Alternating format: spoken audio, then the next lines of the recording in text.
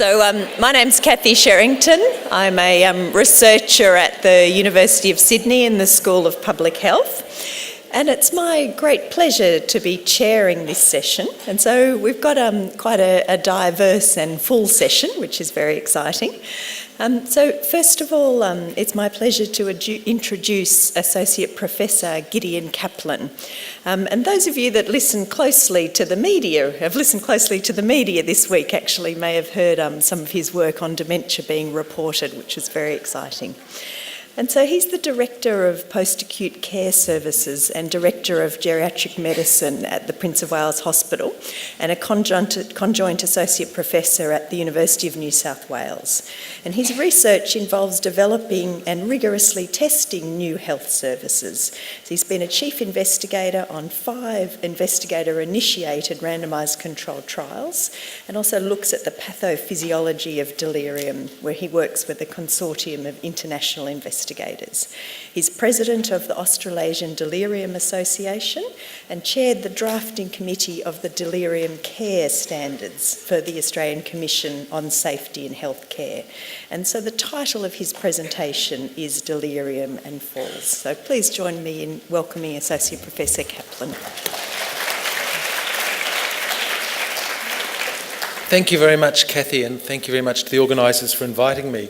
And I could have asked why talk about delirium and falls, but I might refer you to today's Sydney Morning Herald, where there's an article about a patient with delirium that led to a fall because this gentleman who has been in Prince of Wales was a farmer and got delirious and was driving his tractor and drove it into one of his cows and the cow fell over. So it's an unexpected cause of falls in delirium. So I think it's something you all need to know about if you see a patient like that. Think about asking those questions. But on the one hand, we usually keep delirium and falls very separate, even though they have a lot in common. They're both giants of geriatric medicine. They have significant overlap in the things, the conditions, the diagnoses that lead to them, that are risk factors for them. They both cause significant morbidity and mortality, but delirium is much more a problem of hospital. As has been mentioned, 25% of people over 65 in hospital have delirium at some stage during their hospitalisation, and on geriatric wards or orthopaedic wards, it can be 50%. In intensive care, it can be 80%. So it's very much a hospital-based problem, whereas falls, probably the biggest number of falls happen in the community, although they are a problem in hospitals undoubtedly. So we need to think about them together and think about, is there a relationship between falls and delirium, particularly in hospital? As I mentioned, there are things in common. They're more common in older people, but also in the sequelae of these events. They both lengthen the average length of stay and increase the risk of bad outcomes, the same bad outcomes for both of them. But there are some differences. We usually know when someone's had a fall in hospital, it's a pretty clear event, but most studies show that at least half of the cases of delirium are missed in hospital, especially if people have hypoactive delirium. It's often misdiagnosed as dementia or depression or just, having an afternoon nap, being snoozy. But studies that have looked at patients who fall, and this is a study from the Massachusetts General Hospital, where they reviewed the charts of 252 patients who had a fall in hospital, and they looked for evidence of delirium. And this was based on looking at the electronic medical records, what diagnoses were ascribed by the medical records department, as well as what the doctors and nurses wrote in the charts. And it was very unusual that patients had a diagnosis of delirium written in the notes. Only 1 in 5 was the diagnosis of delirium recorded.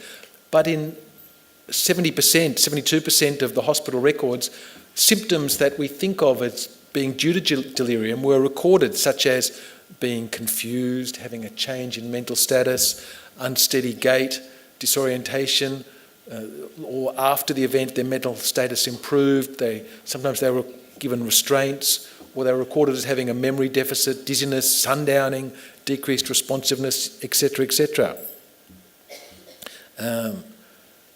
And overall, 96% of the patients who fell in this study showed evidence of delirium on the chart review, which is an extremely high rate, I think you'll agree. Why was delirium not diagnosed? Well, people obviously weren't thinking of it. They didn't use the terms we use, the symptoms that we include in delirium, which are an acute disturbance in consciousness, a change in cognition, the fluctuations during the day and night, or the decreased attention. But they did mention terms which are very close to delirium, as you can see there. These are some of the diagnoses that were made: hepatic encephalopathy, delirium tremens, confusion syndrome, toxic metabolic state, and often used those words, as I mentioned before in the notes, that really reflect probably that someone does have delirium. And this method has been validated as in prospective studies that if those terms are used, there's an extremely high correlation with the diagnosis of delirium. And this study has been replicated at another hospital. This was this time at the Main Medical Centre 7 years later. And this is a hospital which does have a HELP program. HELP is the Hospital Elder Life program, which uses volunteers and nurses working together to try and prevent delirium. And they reviewed the charts of 99 patients who fell and found that not 96%, but still quite a high percentage, really had evidence of delirium. And there's an interesting interaction, because you might think that people who had delirium and fell might be more likely to suffer an injury. But it actually looks a little bit the opposite way, that people who had delirium and a fall were less likely to suffer an injury. And the authors don't explain why that should be the case, but I suspect it may be that people who weren't delirious and had a fall probably picked themselves up and didn't even let the nurses know they had a fall, or it wasn't reported so much, whereas people who had delirium were more likely to need assistance to get up off the floor, or might have been being more closely observed, I can't say. And we can see that both delirium and falls independently contribute to increased length of stay, and that if you have both, then there's a synergistic effect to make the length of stay even longer in these studies. And when you think about it, it's really more than tripling of the length of stay. That's quite an economic effect of delirium and falls. So for all the people from the government, we need to keep working on this problem to save your money, to save our money as taxpayers. So the question then arises whether treatment for delirium could actually prevent falls. And that's where we run into a problem, and we'll talk about our research. I'll talk about my research a bit later in terms of looking for the cause of delirium. But at the moment, we don't have a single drug that's licensed for use to treat delirium in the emergency department or on our wards. So we can't do studies of giving people drugs to see if it will reduce falls rate, although the drugs that we do give people most often, such as antipsychotics, benzodiazepines, we know actually increase falls. And now we know from another study that came out in January that these drugs also increase and worsen delirium, as well as increasing the mortality rate. So we really try and encourage people to avoid those drugs, not just because they increase falls rates, but there are many reasons to avoid those drugs. And holistic programs seem to be much better for delirium, but will they make a difference on falls? And I'm talking about the multi-component interventions, such as the HELP program that was first written up by Sharon Inouye, that uses volunteers and nurses to improve the patient's hydration, assist them with mobilisation, get them interacting better, making sure their glasses are clean, their hearing aids are working and have a battery that's got power in it.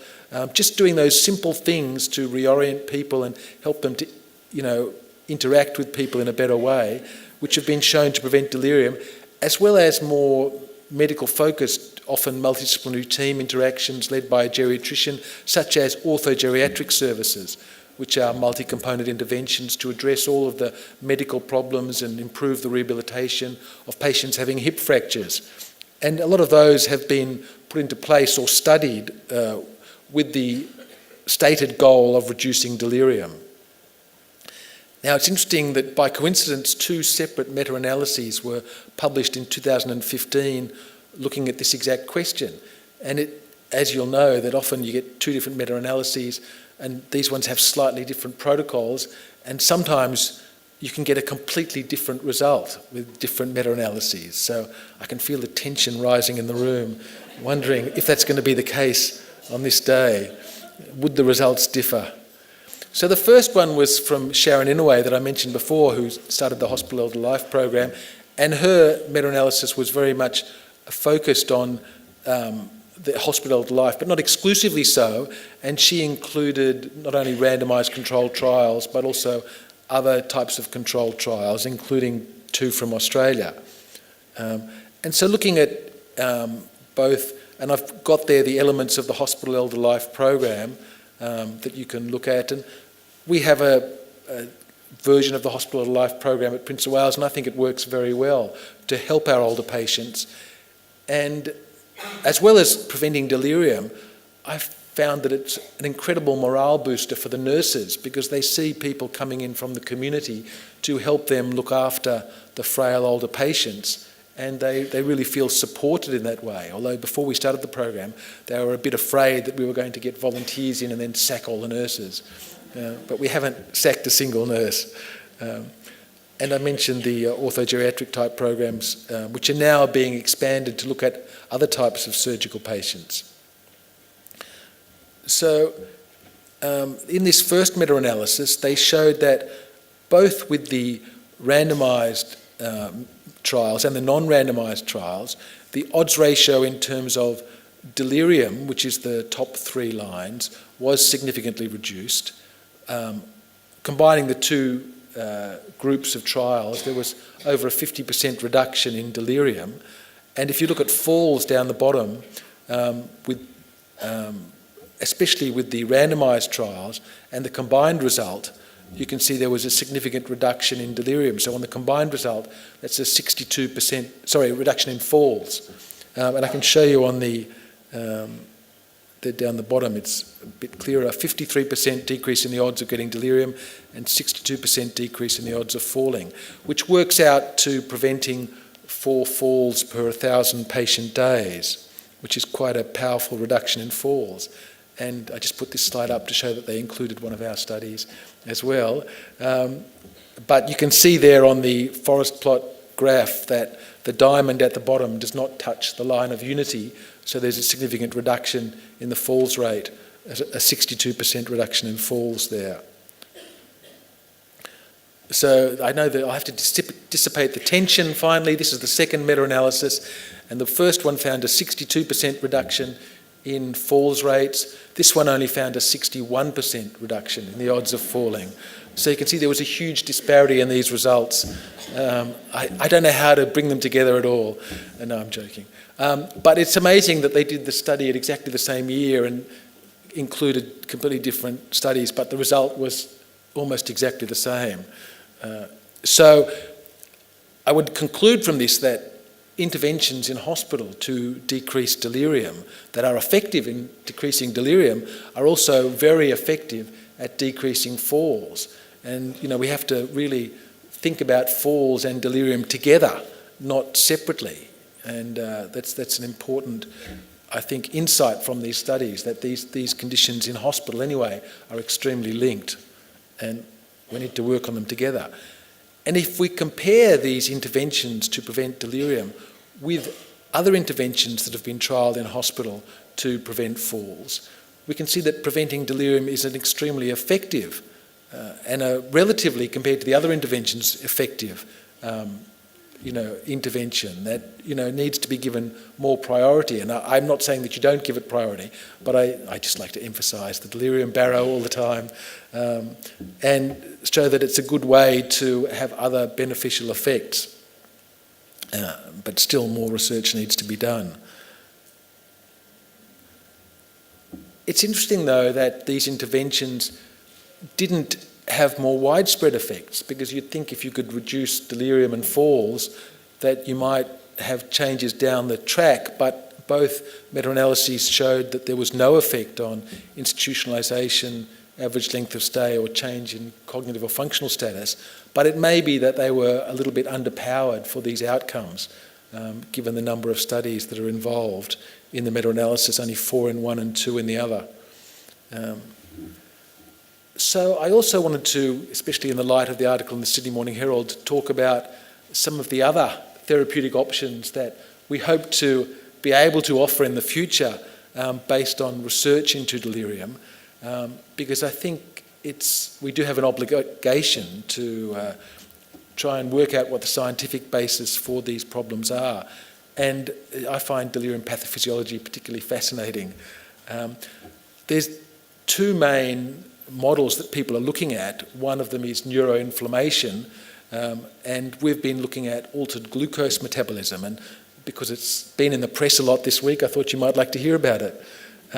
So the initial study we did was looking at cerebrospinal fluid biochemistry, and we looked at a number of markers, and this was actually an accidental finding because we weren't expecting this result, but we found that people with delirium had a markedly increased lactate level and a markedly decreased neuron-specific enolase.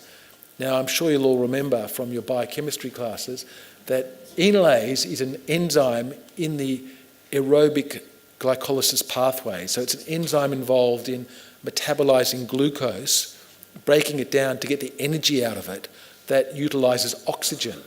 So that's the normal way that we break down glucose to get the energy out of it. And glucose is the main fuel for all of our bodies. And the brain especially uses a lot of glucose. The brain is 2% of the body weight, but uses 20% of the glucose that the body has. So it's a very hungry organ for fuel. And breaking down glucose with oxygen is much more efficient. But what we're seeing in delirium is that the brain is switching to anaerobic glycolysis, so breaking down glucose without oxygen, and that leads to the build-up of lactate. Now, those of you who, as you've heard in the previous talk, who were doing their exercises to prevent falls, when you exercise to your maximum capacity, you start to get that build-up of lactate in your muscles, and it becomes painful, and your muscles don't work as efficiently or as effectively. And that seems to be what's happening in the brain, that there's a build-up of lactate, and that is a secondary fuel that the brain is equipped to utilise, whereas we used to think that it could only use glucose, but we now know it can use lactate, but it's not as efficient, and it kind of jams up the works. And we can see that the lactate isn't building up because of increased lactate production in the periphery. It's not because these people are running around the wards going crazy and all the lactate from their muscle activity is clogging up their brains. On the left-hand side graph, most of the people, except for the 2 in the top right-hand corner of that left-hand side graph, everyone else had a normal blood lactate level. But what we did find was that the lactate correlated very well with the outcomes of delirium. So on the right-hand side graph, that shows the decrease in the person's activities of daily living over the course of their admission. So the higher the lactate, the more they dropped functional capacity. And we also saw that people who had higher lactate were more likely to die than go home, with the group who ended up going to a nursing home being in the middle. So it seemed to have a prognostic significance. So increased lactate indicates increased anaerobic glycolysis and decreased enolase, and neuron-specific enolase is an enzyme that's specific for neurons, brain cells, and that indicates decreased aerobic or efficient glycolysis. So these 2 findings are complementary, and they indicate disordered cerebral metabolism of glucose. So we looked for a way to confirm these results, and one way to look at cerebral glucose metabolism is with a glucose PET scan. We use an isotope called fluorodeoxyglucose, which is taken up into brain cells and indicates where glucose metabolism is working normally. And these are the types of scans we got in our study. We saw the same pattern in every patient with delirium. and then it improved in every patient with delirium when we rescanned them after the delirium is resolved. And because we're seeing the same pattern in every patient that we've scanned, we believe this is the final common pathway of delirium. And it was statistically significant. So in the bottom pictures, they show people during delirium. And if you think it's easy to get people with delirium into a PET scanner, you need your head read. So I'll just take you through the scans. They obviously show different cuts through the brains.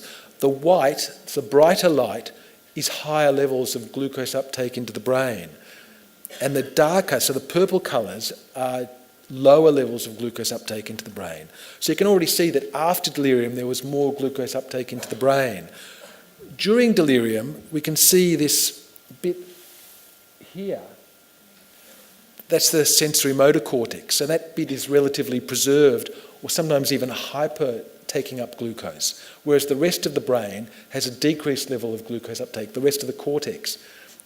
Whereas after the delirium resolves, you can see that there's a much better uptake of glucose, a return to normal glucose metabolism. And we found that the change that we discovered was the extent of improvement was the same amount as the decrease that you see in normal brain metabolism in a year of dementia. So in dementia, brain metabolism decreases gradually, but we found the improvement after the resolution of delirium was in the opposite direction, but the same extent as a year's worth of dementia. So it's quite a significant improvement. So we're hoping to trial to target this therapeutic, to target this change to see if we can intervene in delirium successfully. I believe this research also explains why antipsychotics make delirium worse, why risperidone and haloperidol make it worse, because antipsychotics have been shown to also decrease glucose uptake into the cortex. And so this is a very, I believe, exciting and novel finding in delirium, and we're going to follow this up. So stay tuned for more information.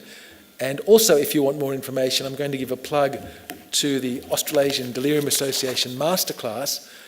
We've got Sharon Inouye coming to talk on the 23rd of October in Sydney. There's pamphlets like this on the CEC desk at the back, and you're all welcome to come along, and I'd be happy to answer any questions.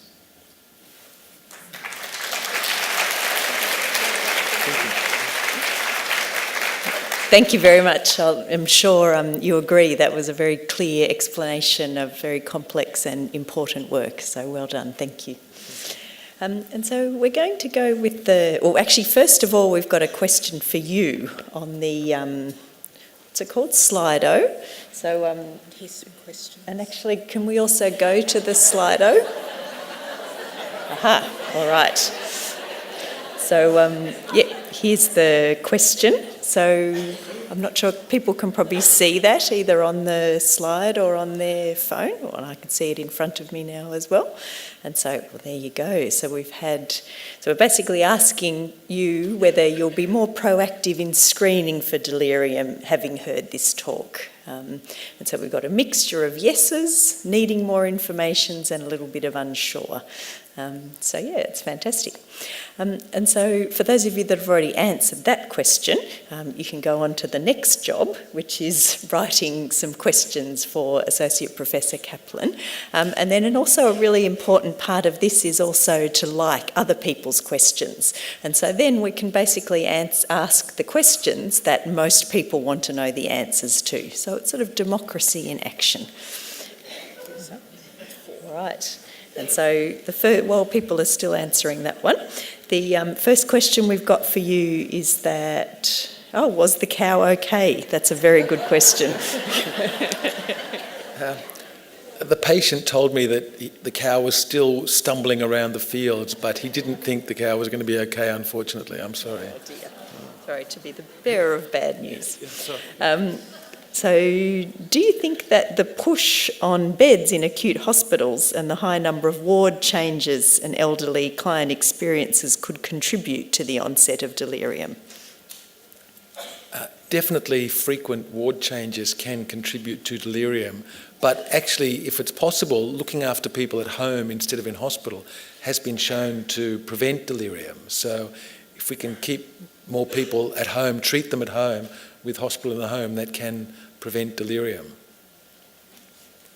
And was there a difference in the glucose metabolism on the PET scans in hypoactive versus hyperactive delirium? That's a very good question. The study at the moment is still ongoing. We don't have enough numbers in the study to look at subgroup analyses yet, but we're collecting more patients and we hope to be able to look at that question and see what the difference is. And are people with poorly controlled diabetes more likely to get delirium? Again, that falls into the subgroup analysis category, so we haven't looked at any subgroups yet. We're just looking at the overall, but we hope to look at whether diabetes is a risk factor in this study, or types of treatment in diabetes can contribute to worsening of delirium or worsening glucose metabolism in the brain. And how can we best screen for delirium in the community?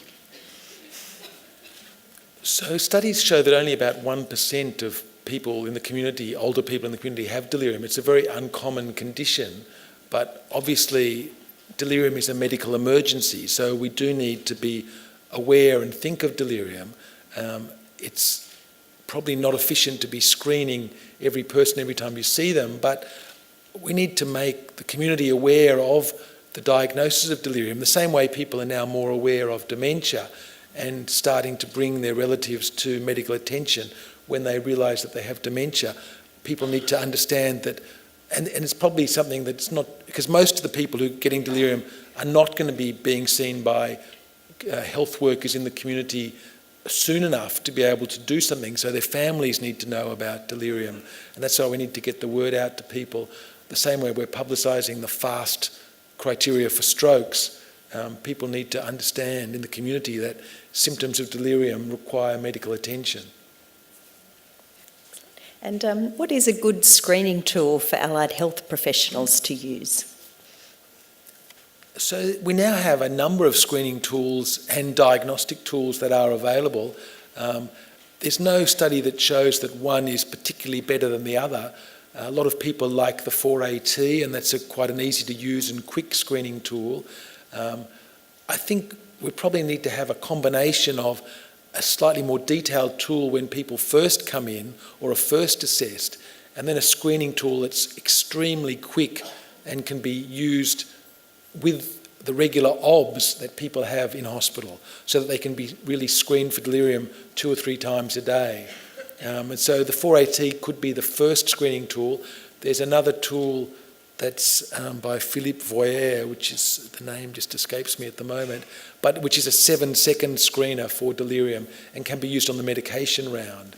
And so some kind of combination like that.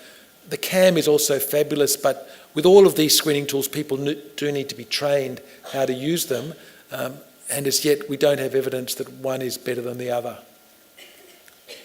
What's the most appropriate first-line management for delirium? Well, the first line is really evaluation of the patient. You have to try and work out what the underlying causes are, because that's the main treatment. A lot of people ask what's the first line pharmacological treatment for delirium, and undoubtedly the first line pharmacological treatment is to stop medications that are contributing to delirium, because that's a very frequent cause. Any psychoactive medications, it's worth cutting out vigorously, because that can often lead to quite a rapid resolution of the delirium.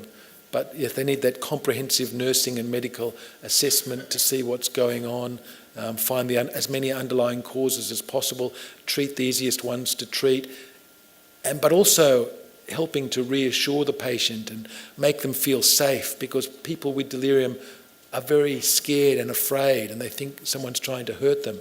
So we really need to be supportive of our patients with delirium, to reassure them that we will look after them, not come after them with security guards and batons and ropes and tie them up, or handcuffs, none of that kinky stuff. We want to reassure the patients that we're there to look after them. Fantastic. Last question. Do you have any tips or tricks for young therapists to differentiate delirium from dementia? The main thing is to think about it and be aware of what the symptoms are. The biggest help you can get is usually from the family or carer. And if you ask that simple question, is the patient different from normal? That can be the biggest clue, the easiest question to ask, and give you the biggest clue to ask the usual carer, are they different from normal? And that will tell you if it's delirium or dementia, often in one question. Fantastic. Thank you so much for answering those questions so well, and thanks everyone for providing the questions. So you're thanking him, which is fantastic, and he's escaping without his gift.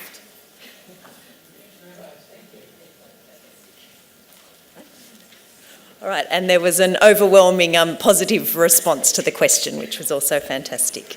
And so our next section, we're very fortunate to actually hear apparently quite an impactful and emotional patient story, which I think is going to be a really useful, although difficult session.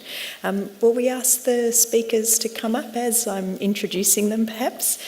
And so I believe... Oh, are you going to sit up here or not? Okay, so yes, please come up while I'm introducing you. And so we've got three people as part of this session. And so we've got Nicola Follett, who's been working in the field of public health and nursing since 2002. So she's the Falls Prevention Coordinator in Southern New South Wales Local Health District. And she's passionate about rural communities and their people. We've got Christine Ewan, who's actually recognised as one of Rain and Horn's top performing real estate agents in Australia. However, she prefers to be known as the mum of 2 adult sons and the loving daughter and primary carer of her gorgeous mum, Yvonne Dean. We've also got Rebecca O'Reilly, who's been a registered nurse since 2003, and she's passionate about healthcare accessibility, particularly for rural communities. And she's been the NUM on the medical ward at Bateman's Bay for the past 4 years. And the title of this presentation is Mrs. Dean's Story. So welcome, thank you.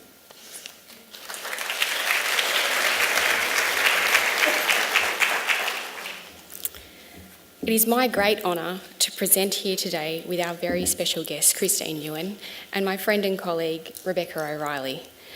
I've been blessed with an opportunity to help share Mrs. Dean's journey, and as falls prevention practitioners, I hope this story empowers you to go back to your workplaces with the lessons that we've learned to make a real difference.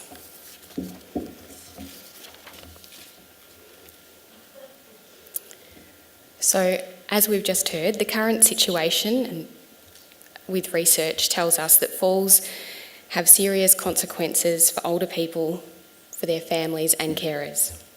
They can lead to reduced quality of life, disability, reduced physical activity, social isolation, functional decline and even death. Falls are one of the major factors in precipitating admission to residential aged care facilities. People with dementia are 3-fold more likely to have hip fractures, 2-fold more likely to have head injuries. They're disproportionately represented in injury-related hospitalisation data, experience longer lengths of stay and have poorer outcomes in general. People with dementia have higher mortality rates following hospitalisation than people without dementia. And in a recent Australian study by Lara Harvey, the age-adjusted 30-day mortality rate was up to 4.5 times higher for people with dementia than for those without.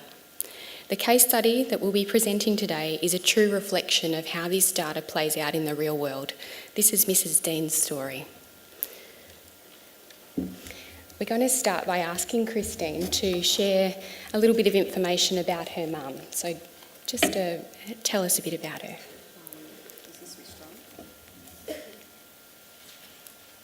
Hello. My mum's name was Yvonne Dean, and she was around about 4'11" and a half. We had to remember the half.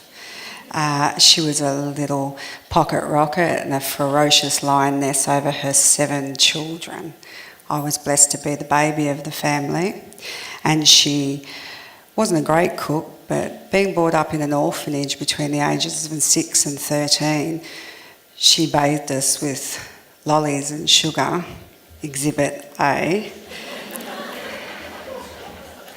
She was 77 years of age when she passed, and she had this uncanny ability that I think every single one of us children thought we were the favourite.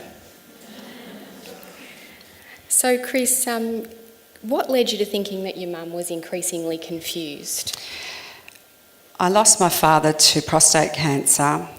She was the love of his life, and they'd been married 60 years.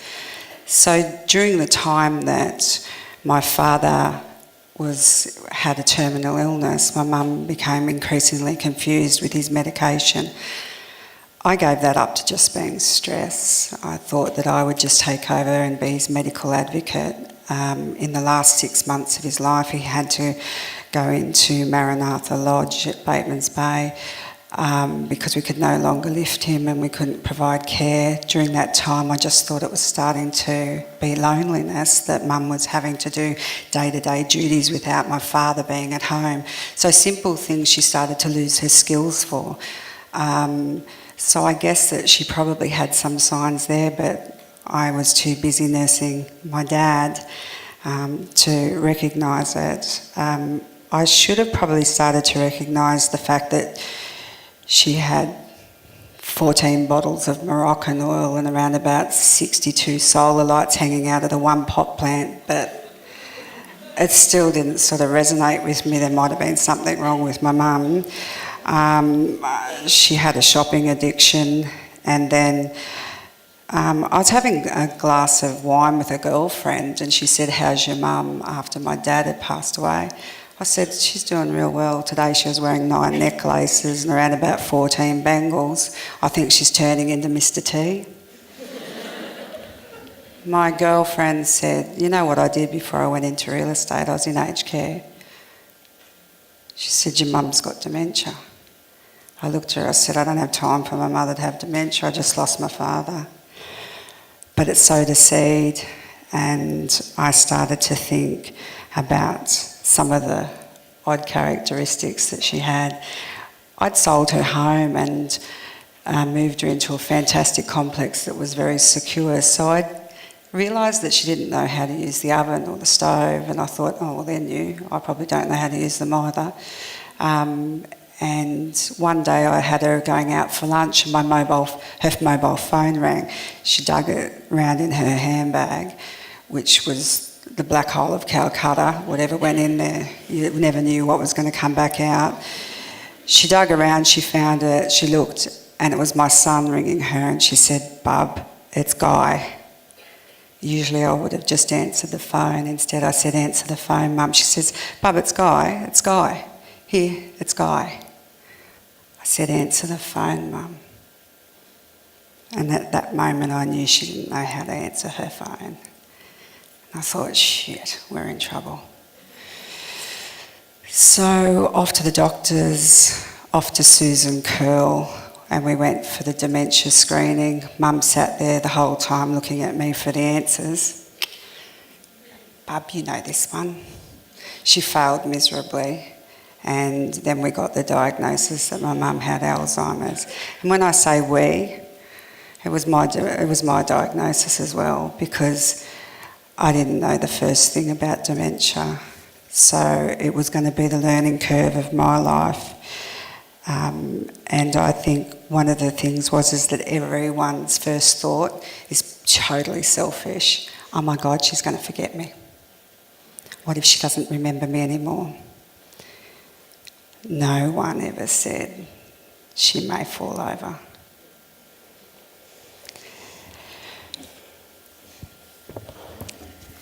Thanks, Chris. We're going to move on to talking about Mrs. Dean's admission to hospital. So on the 15th of December 2014, Mrs. Dean had a fall at home and was observed in Bateman's Bay Emergency Department for 7 hours before being discharged home with Christine, who was going to stay with her the night. Late that evening, about 10 o'clock, Mrs. Dean went to the toilet and had another unwitnessed fall. She was brought back to Batemans Bay Hospital, and the ambulance handover notes stated that she was confused and her speech was garbled. Mrs. Dean had lower back pain on arrival at the emergency department, and she was admitted to the high dependency unit at 3:45 a.m. on the 16th of December for monitoring and review. I'll just highlight to you the photos that I'm showing, and you'll be able to see her journey through these photos. Christine was really involved in her mum's care, assisting her with activities of daily living while her mum rested in bed in the hospital due to the back pain. At 1:30 on the 17th of December in the afternoon, the nurse noted that Mrs. Dean could see ants. They spoke to Christine about it and noted that Christine had said that her mum does become foggy and disconnected at times, and this generally indicates a UTI. Mrs. Dean had a physiotherapy consult that afternoon, and they noted that she should mobilise with a forearm support frame and the guidance of one staff member. She had a bit of constipation, she'd been started on Coloxal, she'd had some vomiting, she was commenced on Targan, and she had IV therapy up. She had fluctuating blood pressure for 3 weeks. During the evening shift, she was moved to a 4-bed ward. She was assisted to the toilet at 8 p.m. with the assistance of 2 staff. At 2 a.m. on the 18th of December, just 24 hours after being admitted, Mrs. Dean's IV therapy machine began to beep, and she thought it was a smoke alarm. She thought the hospital was on fire. She pulled the IV therapy line apart and rushed out of bed. She was running towards the nurses' station screaming for help. She fell in the corridor and she suffered a large scalp haematoma and had pain in her right shoulder. An X-ray the next day revealed a fractured right clavicle, and you can see from the pictures the physical impact that had on Mrs. Dean.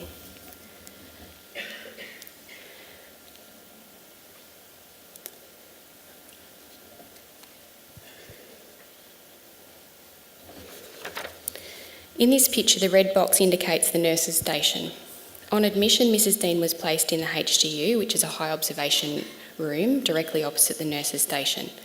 On the evening of the 17th of December, she was moved to room 111 out of sight of the nurses' station. And following the fall, she was moved to room 101 for close observation in view of the nurses' station. Her post-fall management documentation by medical officers requested a low bed, supervised mobility, oxygen to keep her SATs above 95%, neurological observations hourly overnight, and to cease Clexane. All of these strategies were consistent with best practice.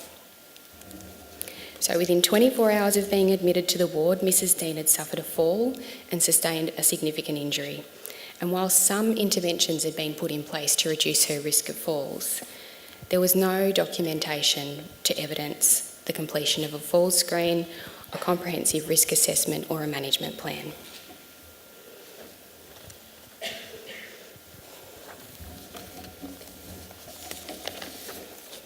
I'm just going to play you a short video and then we'll talk about it. Oh my. Hello to everyone in Coffs. Hello everyone in Coffs Harbour. So everyone's having a good time, don't you? Oh, I know they'll be loving it. They will be. Yeah. Okay. Good night, guys. Oh, it's just beautiful.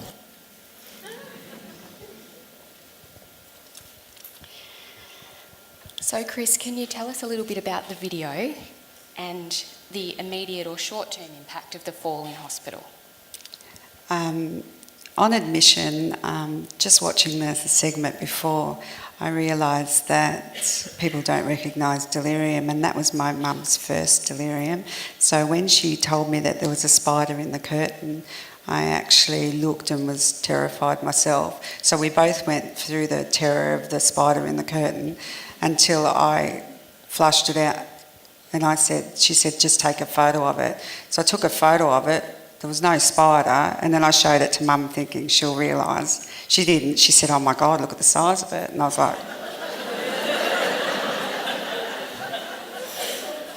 Then when I started to feed her, she kept picking ants out of my hair and telling me how bad the ant problem was at the hospital. At no time did I know this was delirium. I just thought, these drugs are amazing. So it was a bit of a shock to realise that this was my first bout of delirium, and she basically went into a completely different land, and, you know, so it effectively got worse. That video is about the fact that the first Christmas after my father died, my mum took it really tough.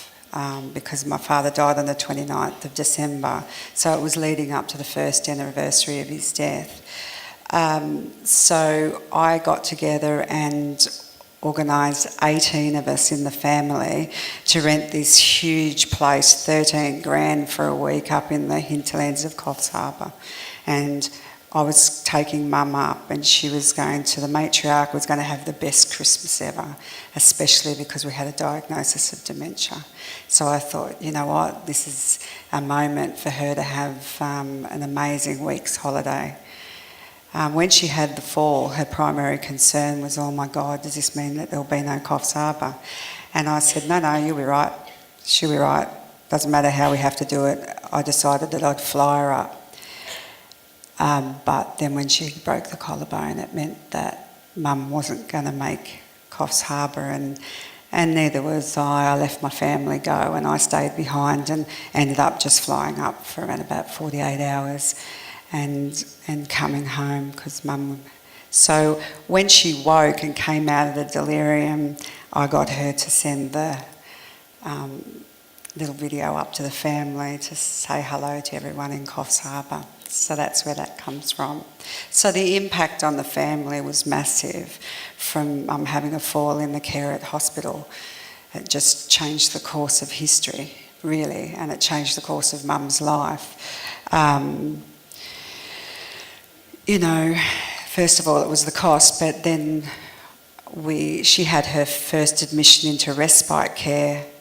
She went to Maranatha Lodge because it was the place that she was familiar with the nursing of my dad. So she went there for respite. But all of a sudden, she was on a wheelie walker, and Mum considered wheelie walkers for old people.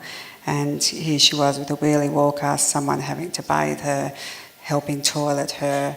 All of a sudden, this was a game changer for my mum, and she just had an increasing loss of independence and confidence in her own self. She was scared of falling. And Chris, what information do you think families need so that they can be involved in keeping their loved ones safe? This was interesting. While she was in Bateman's Bay Hospital, I got a call, and I was going up there and bathing her in the morning and helping shower and staying with her all day. And I left to just have dinner. The nurses rang me and said that she'd gotten quite combative, which was very unusual for my mum. So I came back. She wouldn't take her pills orally.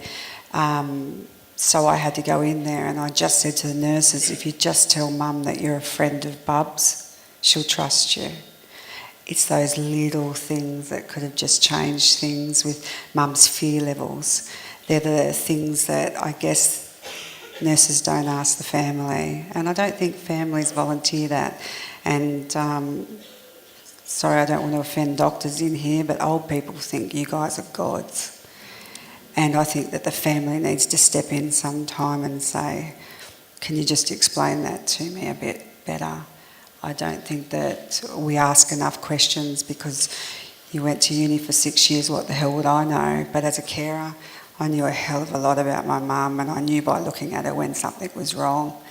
And I think that people just have to have a voice for our oldies. And what impact did the fall and fracture have on you? It just became additional support that I needed at home. So my mum used to stay with me Tuesday nights, Wednesday nights, all day Wednesday, all day Saturday nights, and the rest of the nights she was in her apartment. So I had then to bring somebody in to shower her every morning because I was terrified she was going to fall in the shower. I had them make her lunch. I used to ring her at 11:30. This is while I'm selling real estate. I used to ring her at 11:30 and say, "Mum, what are you doing?" And I'd say, "Can you do me a favour? Can you go to the fridge? Open the fridge, what's in there?" "A sandwich." "Oh, good. Do you want to take the sandwich out, take the Glad wrap off it and eat it for me?" "Yes." "Oh, good. Okay." Then I'd ring her back 12:30. "Hello. Hello, bub. Do you want to just go to the fridge for me?" "What's in there?" "A sandwich." So I'd go over at 1:30, make sure she had her sandwich. After work, I'd go put her pyjamas on, watch The Bold and Beautiful. We'd have dinner, all that sort of stuff. But it became my life then, and I started to think, I don't know how long I'm going to be able to hang on here and give her the support that she needs, because then the fall started as well, where she just started to shuffle. And she had quite a bit of weight loss and some other things, a bit of deterioration. She lost so much weight. Her dementia increased, and she had a real fear of hospitals, and that became evident when later on down the track when she has a fall. So, Chris, would you like to talk to us about how your mum had a fall at home and then ended up having a trip down to Bega?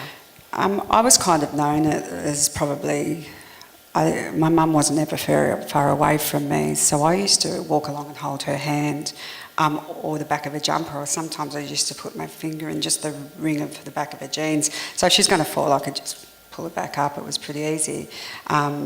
So I guess that she had a fall. My brother came down to give me a break. She had a fall that afternoon, and that night she didn't push the recliner in far enough, the weakness from the weight loss. The little thing kicked back, threw her forward on the coffee table, and she came down. She rang my brother rang me and said, "Mum's had a fall." He was leaving. So I went and packed an overnight bag. I put ice on her. I turned her. I put a pillow between her legs, and Mum begged me not to take her to hospital. She said that she was going to be okay. I spooned her most of the night, turned her, never got much sleep because she was in so much pain, and I think the pain just got so bad by 5 o'clock she needed to be toileted, and I couldn't move her. I couldn't even take her pants off, and I said, "We're going to go, we just got to get an ambulance, Mum." She agreed at this time that the pain had now become so bad. So off to the hospital we went. It was a Saturday morning. They went ahead and they did an x-ray. They confirmed that my mum had a hip fracture. I said, "I think we're in trouble, Mum." And she said, "Oh, Bub, it's not good." I said, "No, it's not good. I've got to duck off, do an auction." I said to the guys, "Make a decision between Bega and Canberra where she's going to go, and just give me a call." I went off and did the auction. The doctor rings me and says, "We've got an orthopaedic surgeon down in Bega that can operate, or we can just not operate and put your mum on bed rest." I said, "Oh, okay. Do hips mend themselves? Like, is she going to be able to load bear, or does it mean that she's going to be in a wheelchair?" And he said, "Oh, she wouldn't be able to load bear." So I thought, well, I don't want her in a wheelchair or stuck in bed, then she'd lose all her independence. So I said, "Oh yes, we'll go to Bega." "All right. Can you let me know when she's going to go, because I'll go with her." They didn't. My mum went to Bega on her own in the ambulance. I rang Bega that night and asked to speak to my mum, and they said that she was sleeping. What I didn't know is my mum was in the deepest delirium of her life. She was catatonic. And when I got down there, the nurses thought my mother was a mute. She thought they were heavily demented. "Oh, you know, Yvonne," they're saying, and "Yvonne." And I was like, hey, my mum was eating banana bread yesterday with me. My mum's not demented. She doesn't have dementia where she can't function. My mum's in delirium. And I knew what delirium was at that stage. The anaesthetist came and asked me to sign a do not resuscitate order. And I'd done that with my father, so I was like, yeah, okay. He said, this is a terminal event and there's a good chance that your mum is going to die in the next 30 days and that we're fixing her hip for palliative care. I will never forget that moment, and I still didn't quite understand what they were saying. You're going to operate, but you can't save my mum's life. So I went down the street, I rang Tracy Art from Maranatha, who happens to be one of my mates. Said, Trace, what the hell? She explained it to me and said, you know what, Chris, this is the way it is, and I see this, it's prevalent in older people. So I then made some decisions, obviously, with the family. My mum was just vomiting and vomiting and vomiting, and I was sitting with her the whole time. She had 2 moments where she came out of delirium. One to say, when she was having a blood transfusion, I'd just gone out into the corridor after 3 days of sitting by a bed, and when I left, she said, Bub, what are you doing here? And I was like, she said, where have you been? I said, mate, I just went outside. I've been here for 3 days. On the Thursday, she came out of delirium for enough time to say to me, Bub, am I going to die? I said, I hope not. And she said, it's my time. Will you take me home to die? And I said, how? And she said, where Dad went. I said, okay, I'll ring Trace. So I organised to bring my mum home, and I called my family. And I took her to Maranatha Lodge, and they kept her comfortable because of their end-of-life care was just so amazing. And all my family came, and after they all left and I snuggled up next to Mum, my mum passed away. There she is, just with me. And you know what? The biggest fear that everybody has is that you're going to get forgotten. And throughout that time, a nurse could come near and my mum wouldn't move. If I walked close to my mum, she'd put her hands up and she'd wrap her arms around my neck and hold me. She never forgot me. And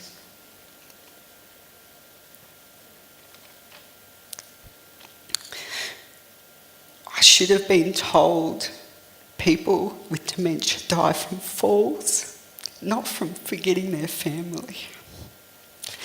And that's why I did the video, so that someone and nursing practitioners keep their families safe.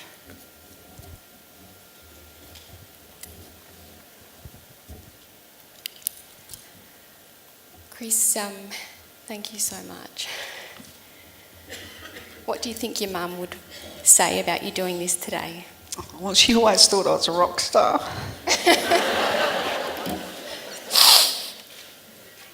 And she loved the limelight. She'd be saying, Pup, look at you, I tell you, and look at me, I'm up in lights. She'd love it. They've made a video about me. Thank you so much. And I'm going to hand over to Beck O'Reilly to share with you some of the great strategies that they've put in place at Batemans Bay Hospital to make sure that this doesn't happen again. Thank you. And thanks again to Chris. We've obviously, us three have been through this a couple of times, and we've become quite close in talking about this, and it doesn't matter how many times we talk about it, it's something that still affects me as a nurse unit manager, and I can say we've learnt a lot from this. So the lessons that we learnt from Mrs. Dean, a full screen and assessment on admission is absolutely crucial, particularly when a patient is admitted following a fall at home. The process should be starting in emergency departments, and we've done a really big push on that in our hospital. Bedside handover of all the information, including their falls risk, pressure area management, delirium risk, is absolutely paramount for ward staff. The information gained from the falls assessments must be translated into a management plan. You can see 1,000 files that can all have numbers on them, but what does that actually mean for the patient's safety?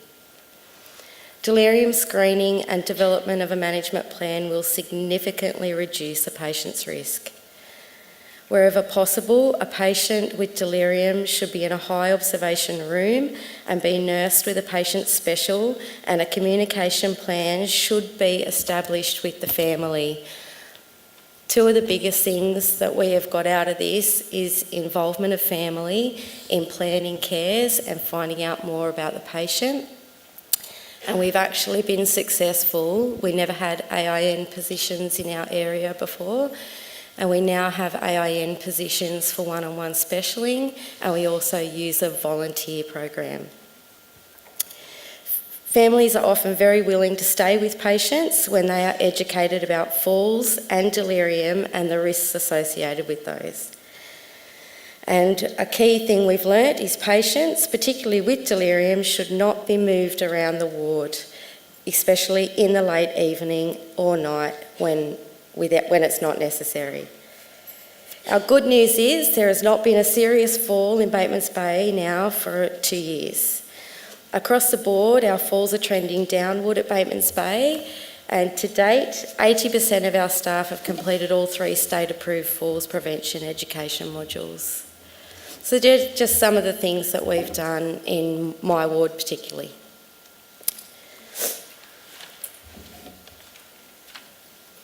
So thank you so much for inviting us to be part of the forum today, and thank you so much to Beck and especially to Chris for being so brave in sharing an amazing story. We've had a big journey together now in putting the story together, and I hope that you can take these lessons home.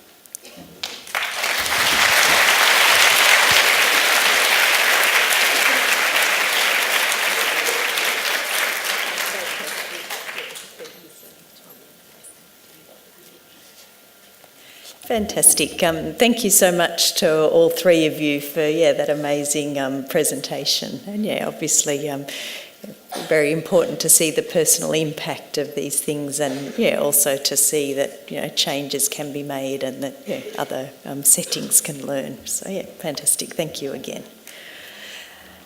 So we're going to hear from Lorraine Lovett now.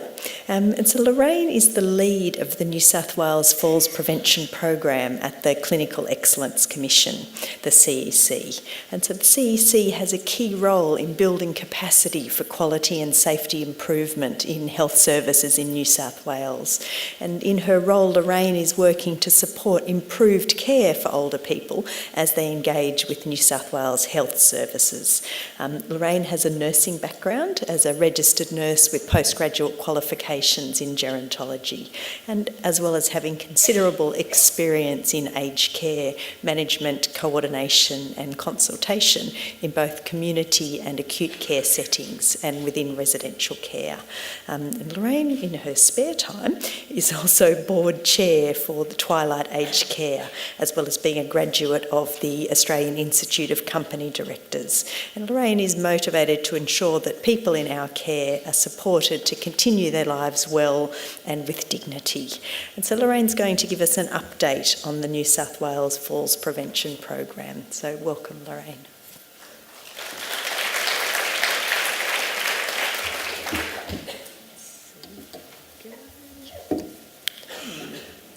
Thank you, Kathy. I just want to especially thank Christine, Beck, and Nicola for sharing and bringing this story to us today. I think it's a story that has had a big impact on family, how we can now work together to collaborate and share knowledge and share improvements in care so that we actually have patient journeys where people feel that they're cared, where we feel that we're making appropriate responses, and we reduce the trauma which happens to families as a result of someone they love in our care. And I think that's really important for us to keep recognising. It's very easy for us as health professionals on a day-by-day to get locked into our very busy routines And we have a number of people who will require individualised processes and assessments, and how we do that without the busyness taking over and having those meaningful communication and conversations with families and carers is really important, and how we shift our thinking around making time to have those important conversations in what we're doing. I'm going to talk to you today about the work that's been driven, and Carrie talked a bit about it this morning when she opened the forum, about leading better value care. This has come from the Ministry of Health. We're looking at adding value to care, and the program of work that we've been asked to refocus on is around falls in hospital. We've been doing work for a long time. We've done a lot of work about supporting implementation of quality health standards through the Australian Commission on Quality and Safety in Healthcare. But we're going to do a refocus, and some of the work I'm going to talk about as to what we'll be doing. Now, we are wanting to shift the focus away from just sort of saying falls. What we're really wanting to try and do is to keep older people safe in our care, and how will we do that? And that little triangle there is around the Triple Aim program for leading better value care, about improving health care for people, engaging with families and carers, and improving how efficient we provide the care to the people that we are here for. The fourth aim, that's just not here in that little diagram, is how we work and respond to staff and get their feedback in delivering care. So keeping older people safe in our care is really significant in the sense that regardless of mission, older people are vulnerable in our settings to falls, pressure injuries and delirium during their stays. We know that systematic risk screening and evidence-based care can reduce risk, and we also know that discharge planning should include ongoing preventative care. We also know that improvement of care of older people requires leaders to support driving improvements in change, and that they set up a process of governance and take the lead. And we also know that monitoring and data helps inform what's going on a day by day and helps to drive some of the improvements we want to see. We also know that we need expert leads. We need you in the room who are becoming our experts by being here today. We need a multidisciplinary, interdisciplinary teams to support our strategic interventions. And we also know that falls prevention is everyone's business. Everyone has a role to play. So when we were asked just prior to Christmas about leading better value care and refocusing on what we would do in terms of that refocus for falls, we quickly re-looked at our IMS data, which is where incident data is reported in our hospitals. And we know that most falls occur at the bedside or in the bathroom during toileting. A high number of falls are unwitnessed, and it can occur mostly during the day when most of our staff are around. Many patients are confused and have poor mobility. A number of patients with serious injuries, such as head injury, are increasing. It's a challenge for us. With the work that we're progressing, we actually have been set to establish a key performance indicator. There will be a performance agreement with LHDs from the Ministry of Health with our Chief Executive Officers. Most of this of what I'm talking about really is relevant to our health staff working in acute care, but some of the things that we'll be talking about in terms of interventions will be relevant to those of you working in community as well. So we have a key performance indicator that's been set, the program of work from the 1st of July. And we have 10 LHDs that are going to start the process with us on the 1st of July. So what we'll be monitoring is fall-related injuries in hospitals for patients for over age 70. And the injuries will be those resulting in intracranial injury, fractured neck of femur and other fractures. That was chosen because at a national level we actually have what we call a hospital-acquired complications list. And on that list, those are the injuries for falls that are being monitored. So the work to date is that we've had some experts in the room, and we've done a program logic model and developed an evaluation plan. And we discussed that process and an evaluation plan with our falls coordinators yesterday at a workshop. We've also developed a roadmap, which really is just like a big high-level work plan about how we're going to support this implementation. We've developed that at the CEC, and then each LHD will have their own roadmap accordingly to fit with the program of work that we're now going to be working on. So what we're wanting to do is improve clinical practice. And we're going to do it collaboratively, and we're going to be working in teams. So essentially the CEC will be asking for leads from each of the LHDs. We're going to bring you in and we want to workshop with you. We want to develop skills around doing quality improvement initiatives, down to at ward level doing quality improvement activities on plan, do, study, act cycles, and implementing a range of initiatives. We are going to refocus. We've always said in our falls, and when we do a falls risk screening tool, we ask the question about mental status and confusion. We want to refocus on that in a way that we know anyone who comes into our care is immediately a high falls risk.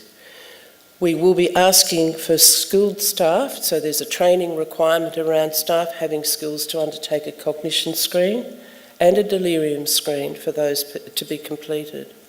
And this will fit with some other body of work around a delirium clinical care pathway that the Australian Commission has also produced and is now for health services to implement.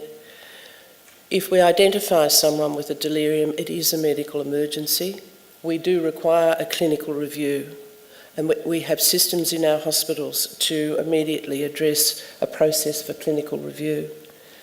And then we need to provide the care for people with dementia or delirium and follow our delirium pathways. So we'll be developing and working with ACI, who's done the program of work around care of the hospitalised older person. We'll be referring to those resources, and we'll be seeking staff to start working to how they can refocus their activities on their wards. We will be working also to mobilise patients safely. And this year, for April Falls, we've been talking about mobilising right to stay upright. So we've done some work around that, and I'm going to touch on that briefly. We want to continue to refocusing on the use of antipsychotics, antidepressants, sedatives, hypnotics and opioids, those that we know are the culprit medications that can increase people's fall risk. And we want to focus on reducing the use of night sedation and benzodiazepines. So we're working with our medication safety team at the CEC and the Therapeutic Advisory Group at New South Wales to help develop some guidelines. But I'm aware there are already guidelines within some of our facilities now around the use of those medications. We need to improve how we communicate with one another and how we share those learnings that we have from conversations with families and carers, how we share it in terms of the care that we deliver, and when we're handing over or talking and relating one to another as professional staff. If we have someone who has a fall, we have a guide that we've done from the CEC around immediately what the care and the observations and monitoring should be. But we're also going to be talking about having a post-fall huddle and revising a plan of care to support improvements.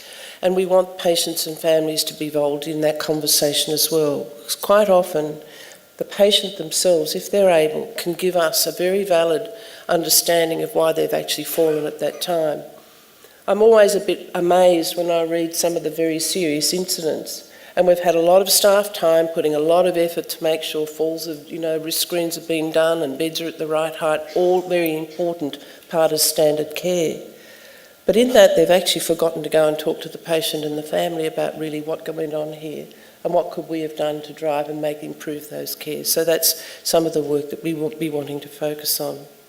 The other is around clinical handover and ward safety huddles.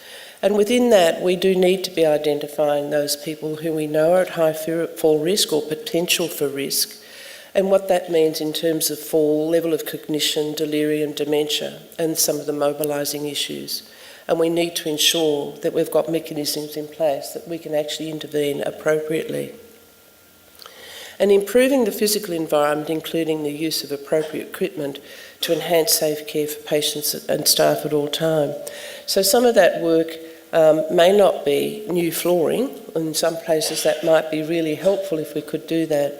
But there are already things that we know, and we've got audits where people have done audits of the physical environment, and we know things like changing the colour of toilet seats so it's very clear that there's a distinction, it's not all white, they can see that's where the toilet is for people who are confused. Or we have better signage so they know where the bathroom is. Lots of little things that we can do that may not need lots of big redesign work. So some of the work already that's going on in the background around our data collections is that we are progressing to a new incident management system, IMS Plus. It will be piloted in Murrumbidgee in our local health district this next month. We have revised the Falls data set. We hope the notification system will be less clunky, and we hope to be able to get better information immediately out from that system. So that's a process that we're entering into now. The CEC also, we do want to, as we've been through our key performance indicator, is supporting for reducing falls, but overall we want to reduce serious injury as well. So we have developed a clinical reporting system for statewide use and local health districts, and so we will be introducing that to each of our LHDs, especially as they come onto this program of work with us, which means that they'll all have access to the same system and the same data, and they can look and see how they're progressing. And with the IMS data, we've also got some work there which simplifies some of the work, our patient safety work people are doing now, which is statewide and be made for LHD access. I've mentioned April Falls. So moving right to stay upright has been our focus for April Falls, and we've got more resources and work that we're wanting to do. And I'm actually been motivated in some of this work around, mainly because it is around mobilising when a lot of people fall. But there's been some work done in Nottingham University, and they've run a social media campaign as well. It's called End PJ Paralysis. So what we're trying to do now is in the work we're talking about with mobilising is let's get people up, let's get them up, let's get them dressed if we can, let's take them for short walks, let's ensure that they've got a right mobilising plan in place. Because we know what the harms of bed rest are. We've got good evidence to know that they lose muscle strength even after a few days in bed. And the patients at higher risk are those with delirium, if we don't move them, are at higher risk of delirium, pressure injuries, falls, incontinence, thrombosis, chest infection, and it can lead to increased length of stay. So some of the work we've done has been working with South Eastern Sydney and Jamie Hallen, who's our falls coordinator, till about early next week when she will be leaving us to go on some leave. She led a program of work with the falls teams in South Eastern Sydney at looking at getting standardised terminology for what do we mean about mobilising. She's going to present that work this afternoon and touch on that briefly. But what we've got now is some understanding of what we mean when we need someone requires assistance, what we mean when someone requires standby assistance, someone requires supervision, and someone can be independent. I think it's fairly important. And I know there are some LHDs that have already got good systems in place. This is not necessary to replace anything that's functioning well when it comes to understanding a guide to mobilising. But this is a guide for those services that have nothing to guide, interpreting and getting a better understanding at the level of assistance that someone might require when they're mobilising. We have already on our CEC website developed a series of DVDs around the safe use of mobilising equipment as well. So the work that's been done and the media campaign overseas, and we'll be moving into this next year, is bringing in a component also about nutrition, is that initially a simple nursing assessment can be done about people's mobility and fall risk on admission.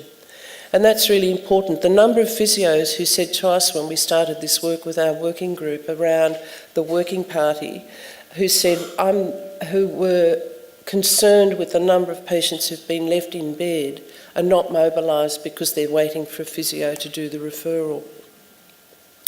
I must say I'm an old school nurse. I trained some years ago, and often we didn't have the luxury of physiotherapists, and many of our health facilities don't have a physiotherapist on call day by day.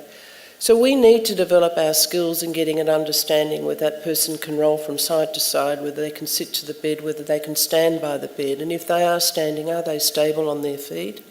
Do they require a piece of equipment? Have they got a piece of walking equipment they've brought with them, or indeed talking to families and carers, is there something at home that they normally would use? And then we can start a program where we promote walking to the bathroom and toilet and take short walks during the day. I think this is a significant part of good clinical care, and how we re-embrace these fundamentals of care is going to be the challenge for us working in our hospital services. I've mentioned getting patients up and in their clothing if that's possible, and we need to be communicating with each other and sharing what people's mobility requirements are. Some references for those of you who will be going back to look at these, just some quick references about that whole issue and the challenges about supporting and getting appropriate staffing. So our take-home message is that we will be refocusing on falls in community. Those of you who work, in hospital, those of you who work in community and community health services, you still have a role to play in understanding how we can be sure that if you've got someone who is in your care that might have been all right yesterday and is a little bit wobbly on their feet and confused today, then that's something you need to be thinking about. Who do I need to contact? Do I need to contact your supervisor and or your GP, their GP, to talk about doing some follow-up for them and some intervention? We want to keep older people safe in our care, and we're looking for clinical improvement and how we can do this together and work together. From this room, each one of you has a role to play, so we're seeking that your engagement to talk and share what you're learning, and to share how you can start supporting driving improvements back in the workplace when you go home. And I just want to acknowledge the great work that you're already doing and have done across New South Wales. Thank you.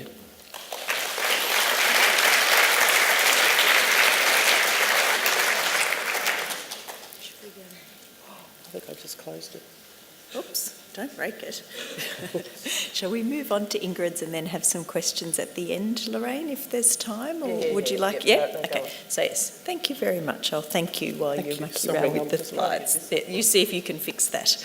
All right. Thank you, Lorraine. That's fantastic to get the update, even if you did break the computer. So next we're going to hear from Ingrid Hutchinson. So Ingrid's a project officer for the New South Wales Falls Prevention Program at the Clinical Excellence Commission. So she coordinates a variety of statewide projects in falls prevention and supports local health district falls prevention coordinators around New South Wales. So she has a Bachelor of Applied Science in Nutrition and a postgraduate diploma in health promotion. And so Ingrid's going to overview the April Falls Day and month activities, as well as introduce the winners of the April Falls competition, who will each give a short presentation. So thank you, Ingrid.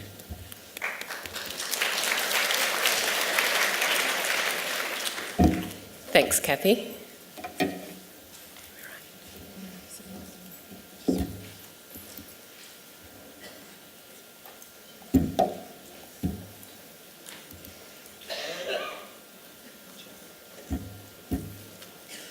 Okay, won't be a moment. It won't go into slideshow.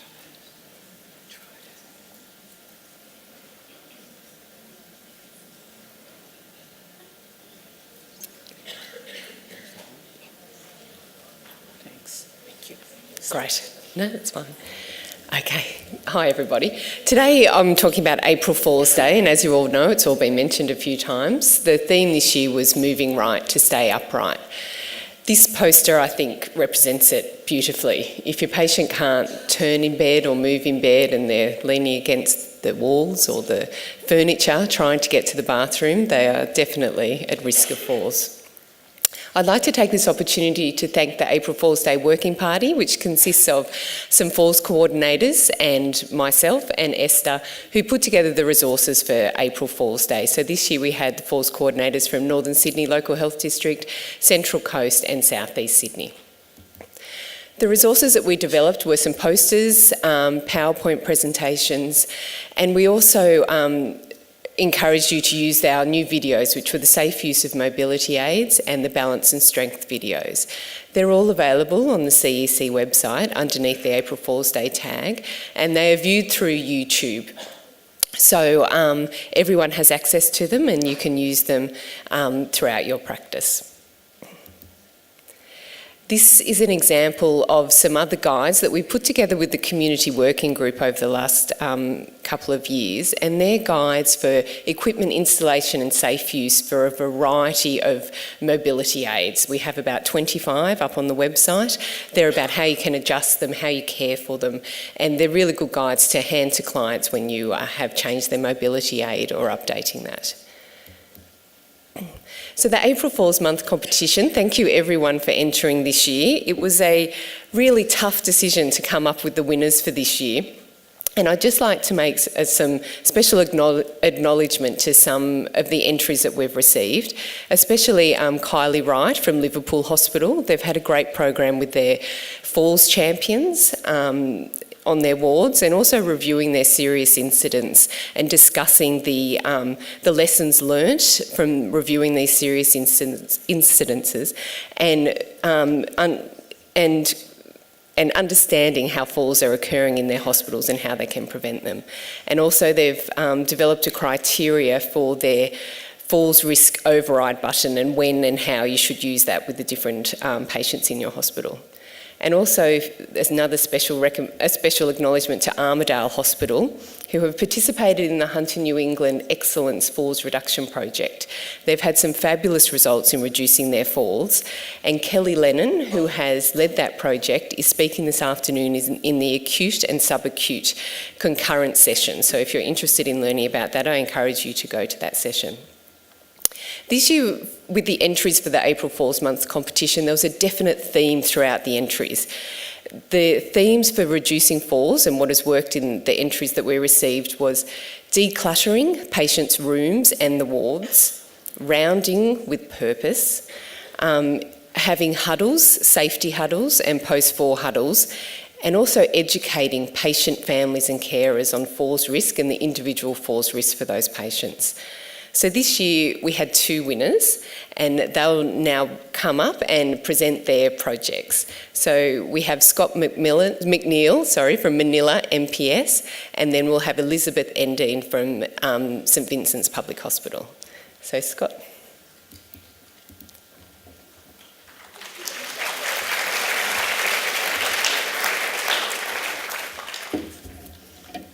Thank you.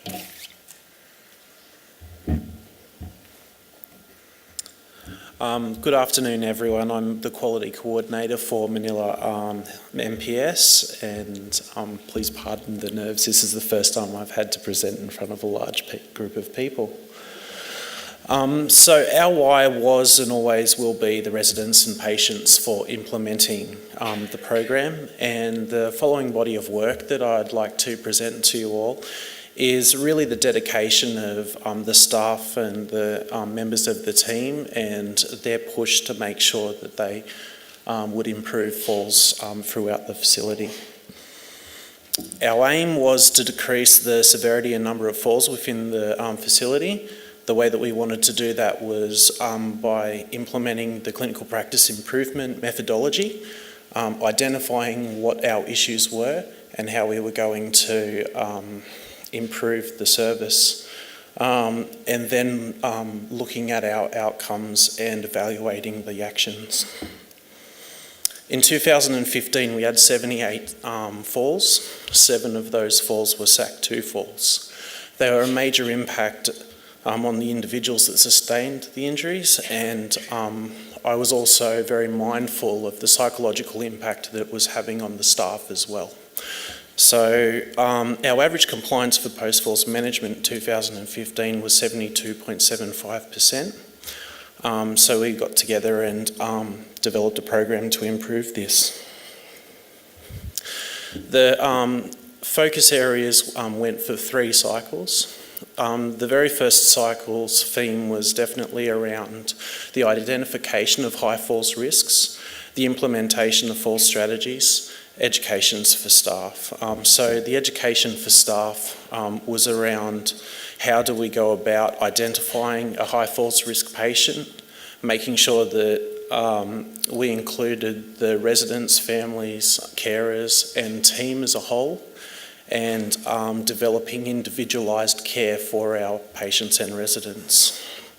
Making sure that the high falls risk was flagged using different things such as the stickers, and also putting that on the electronic patient journey boards and having discussions with the team and using the care boards that were implemented throughout Hunter, New England.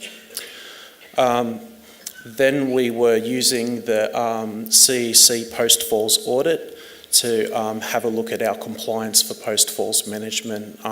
And in the first cycle, there was an improvement of 87.5% compliance for post-falls management. At the end of cycle 1, I had a discussion with Lorraine, who provided some wonderful feedback for us and suggested that I get in contact with Kelly Lennon from Nursing and Midwifery, and really the leadership and guidance that they did and they gave us was very, very important in underpinning the success of this program, so I'd like to acknowledge that. The next focus was maintaining our post-falls compliance, improving and implementing hourly rounding throughout residential aged care and acute services, having safety huddles with the team, so bringing the team together and identifying areas in which we need to improve and developing strategies that we could do to improve that. And then measuring that by looking at the common cause analysis, which is a tool that was designed to identify trends in data and give leaders, so the health service manager, nurse unit manager and team leaders could decide ways, see trends in data and improve the care that was provided. And I've already spoke about the electronic patient journey board. At the end of cycle 2, our compliance was 94%. In cycle 3, again, maintaining our post-falls management compliance, continuing to flag high falls risk patients, and then we took it one step further with the hourly rounding and then implemented rounding with purpose. So making sure that the team were discussing with the patients and the rounding was purpose, not just walking into the room saying, "Hi, are you okay? Yes, great," leaving, but having that meaningful discussion. And we maintained our compliance, which was 93%. Over the progress, so we had 69 falls, but what is significant for us, certainly we had 0 SAC 1 or SAC 2 falls throughout 2016, which was a fantastic result for the site. We have had 2 serious fall incidents this year, so we do need to work on the sustainability moving forward and support new staff and continue the education and awareness that's moving throughout the service. So thank you very much.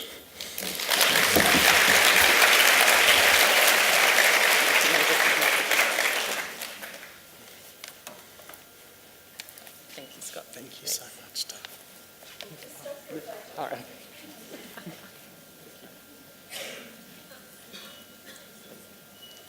I'd now like to introduce Elizabeth Endine.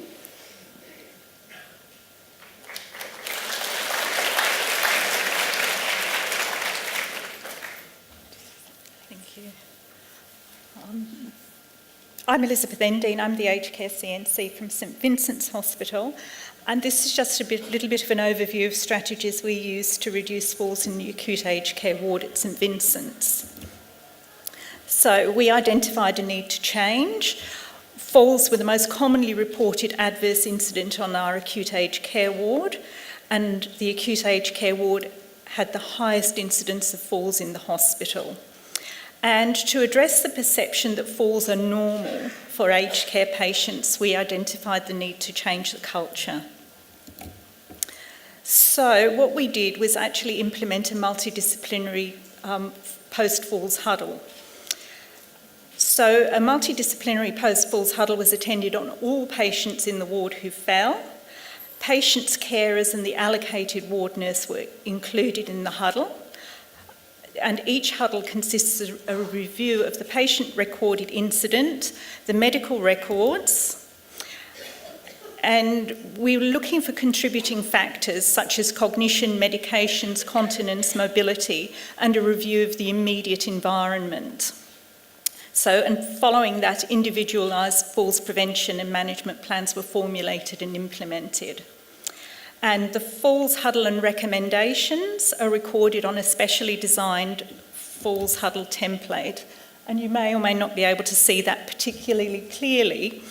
The area in red is the area that we ask the nurse that's looking after the patient when they fall to fill in immediately. And then when we do the huddle, which is either during the shift on which it occurs or if it's after hours, the first business day, it actually gives us some valuable information. And we document all of the other things. And then at the bottom of the second page, there's actually an area where we document the plan. And what did we find from this? We found that delirium or cognitive impairment was a contributing factor in 96% of falls. Toileting was identified as a factor in the majority of falls. 59% of our falls occurred after hours, 40% overnight, and 25% over a weekend. The most common recommendations following a fall was ongoing delirium screening and management, close observation, regular toileting, environmental modification, and personalised care plans. And when I say environmental modification, a lot of that was around clutter around the bedside. So what did we find from this? We found the initial falls huddle improvements. We had increased awareness of delirium, its recognition, prevention and management, and increased awareness of falls and falls prevention strategy.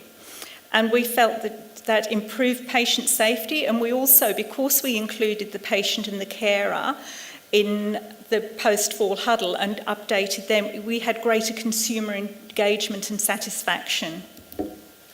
But lessons learned from that: falls prevention's multifactorial and multidisciplinary. Appropriate recognition, prevention and management of delirium is essential. Review of the environment's important component in falls prevention, and we've done a lot of work in our ward on environmental modification.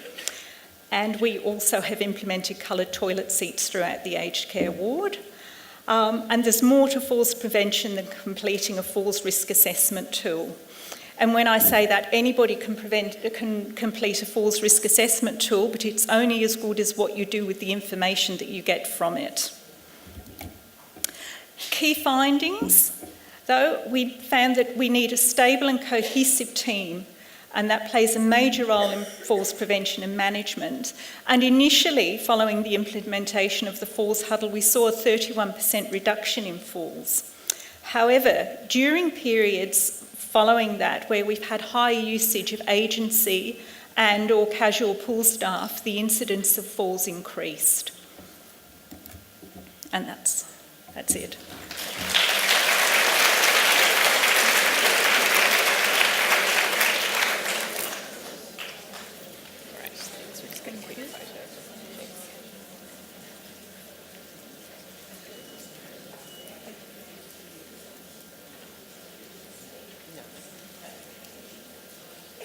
Oh, Ingrid, hold on. You've got to get your gift.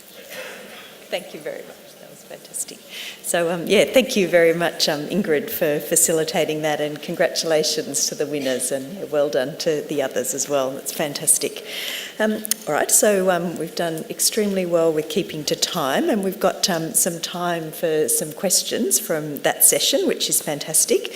And we're going to use the Slido again. I think it's been working really well. There's been a few questions and sort of requests for resources that may not be able to to be answered, but just convinced Esther about the virtue of trying to provide some answers to that down the track, so either on the email list or on the website, because I think it's a fantastic way of you getting more information.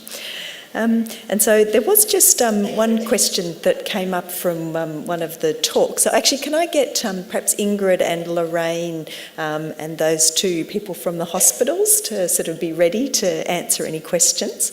And so one question was actually, what is hourly rounding? Could someone talk about that?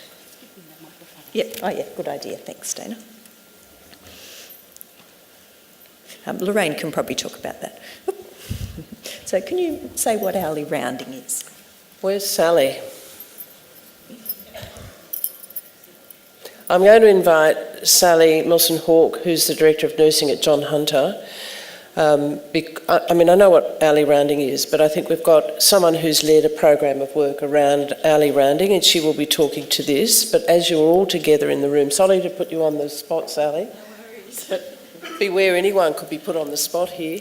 So we're going to talk a little bit about that in the acute session after lunch, but hourly rounding is a strategy and many hospitals do it now. It's part of the STUDA work that some of the teams have implemented, and it really is about just going into the room with the patient every hour, but asking them some specific questions. So do you have pain? Do you need to go to the toilet? Can I look at your environment? Can I check your devices? Can I make sure that I document the appropriate care? So it's more than just sticking your head in the room and going, are you okay? It's actively having a conversation every hour with every patient to check that you're offering care before the patient actually needs to ask for care. If you're doing it right, you should never have buzzers. That's our goal. Great, thank you. So Sally, I just finished. Sally's done a lot of work and they've done some filming around how to do rounding. I've seen some good examples of that. So we're sharing how we can share that and have that available as well. Thank you.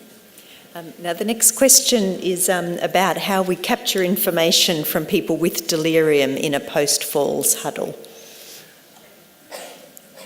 Do you want to... Where is the speaker on that? Sorry, I can't see. Elizabeth, oh, there you are. Come back. Sorry. The information from people with dementia or delirium in the post-falls huddle. Oh, a lot of the time in that case, very often in the post-falls huddle, we do ask patients what happened. They will often say they don't even remember having a fall or they haven't had a fall. So a lot of that information actually comes from the nursing staff that were on duty at the time and from families too, if families were present. Or if there were other members of the team, say there were allied health staff, anybody that was present at the time. And occasionally, if they're in 4-bedded wards, other patients are quite willing to offer information too. Excellent, thank you. We've had a comment about the top 5. Quite a few people have said that can be a useful way of getting information. Would someone who knows what that is like to describe that? Lorraine, there you go. Top 5 came from the Gosford, Central Coast, LHC. And was then worked on at the CEC. So we have a program, there's information on the CEC website, Top 5. I suggest you Google Top 5 CEC because you'll get to it much more quickly than trying to go through the web at the CEC. Now, the program is really around engaging with families and carers and asking them what are the 5 things that might help us to know improving care about your loved one. So what's their preferred name as an example? What do their normal activities entail? Is there anything in a normal day routine? I think as Christine said, families and carers are the experts around the loved ones that they've come that's in hospital. They know what they've been doing and their special routines that they've developed over many, many days or many years in caring. It might be that they need the paper at 4 o'clock in the afternoon and a cup of tea. It might need that a woman always needs to sit with her handbag on her lap. If it's not there, she'll go looking for it and can go diving and end up under the floor, under the bed. lots of little things that as clinical staff we may not even think about having relevance. So that's what Top 5 is, and where it's been implemented and been implemented successfully, we actually have had a reduction in falls. It's contributed in improving care. Excellent. And another one for you, Lorraine, while you're there, about residential aged care within the new plans for the falls work. Those who work in health services, that's our multi-purpose services where we have residential aged care residents, we will be working with you in this program of work as well. And we know that there's a lot of work already going on. There's a collaborative program in multi-purpose services happening now, led through the rural network from the Agency for Clinical Innovation. And that's around looking at improving the environments and making them more home-like. And there are about forgive me, I've got a number of principles of care, forgotten the number, around how they're going to drive it. And they're doing it collaboratively. 20 sites are in that process and learning from each other. In that time, we'll also be working on how we improve the clinical care in relation to delirium and falls and management as well. So those of you who work in private or not-for-profit residential aged care, we're not funded to work with you directly, and it's a capacity issue in terms of how we support the work that you want to drive in terms of driving improvements. I do urge you to be here, you're active members of our network, and also some of the resources that we have on our CEC website might be useful for you to use as well. And we have Sharon, where are you? Sharon Butler, you never know who I'm going to pick on. Sharon Butler is a physiotherapist from Anglicare, Anglican Retirement Villages, one of the terms. The New Anglicare. Now, Sharon's been as a member of our advisory group for the New South Wales Falls Network, has been for a while, and has been very proactive in driving a program of work, not only in the residents in the residential aged care home, but also in independent living units, in improving opportunities to exercise and improving balance and strength. So we have opportunities where we can interact and share resources when we can. Another one for you, Lorraine, about recommendations for post-discharge care to prevent harms from falls. This is the recommendations would be around the key ones. Certainly, if someone's had a fall in our care, we need to communicate that to the person that's going to take over their care in discharge, particularly their GP or medical specialist. And if the case is they've had a fall and we've known they've had a delirium, we would assume and hope that that's written in the medical discharge component, that that's there.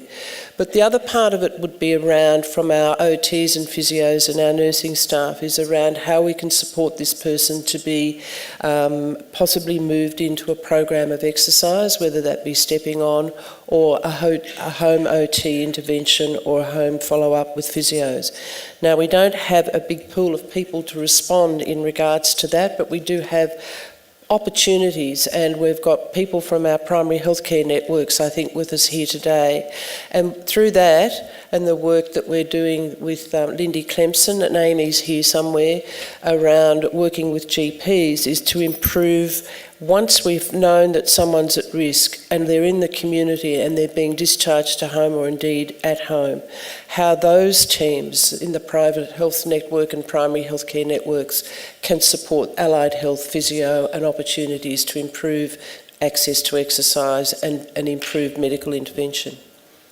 So flagging falls risk, ensuring that they've got information and giving them the opportunity to know where they can go and find further information. Fantastic. Thank you, Lorraine. And we've also had very many positive comments about the personal story, and another thank you for sharing that. So we'll start to close this session now. Oh, and there's also been requests to share the post-falls huddle template, which I'm sure you'll be very willing to do.